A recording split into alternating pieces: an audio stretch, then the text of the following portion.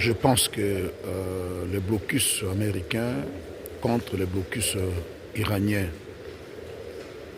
dans le détroit d'Ormuz, c'est une stratégie, c'est une grave erreur stratégique de la part des Américains, de Donald Trump,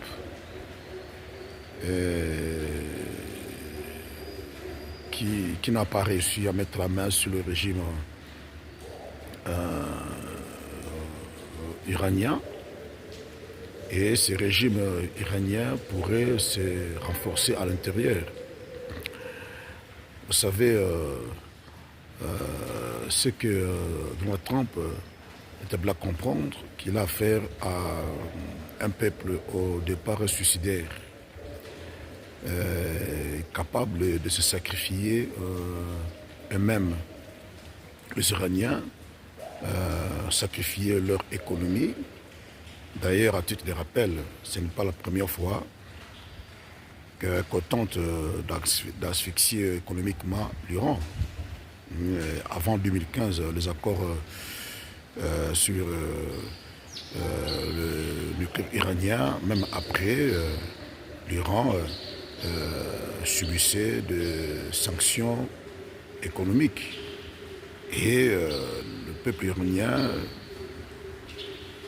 un peuple héroïque, suicidaire en soi, supportait, faisait face à ces sanctions et renforçait le programme nucléaire jusqu'à mettre en place de missiles balistiques. Donc ce n'est pas nouveau pour l'Iran de se faire sanctionner par la communauté internationale, par les Américains et d'autres. Donc là, c'est une opportunité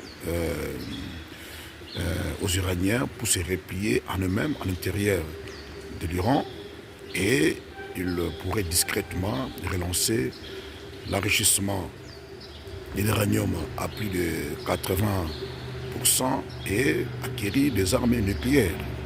Et ça sera trop tard pour les États-Unis de s'en prendre à l'Iran. Ça, ce sont mes analyses personnelles. Et je vois cette situation comparablement à celle qu'a vécue la Corée du Nord. C'est aussi un peuple suicidaire, un peuple très héroïque, un peuple qui est au niveau de sacrifier son économie, qui est pour acquérir des armes nucléaires. C'est ce qu'ils ont fait les Nord-Coréens. Ils ont profité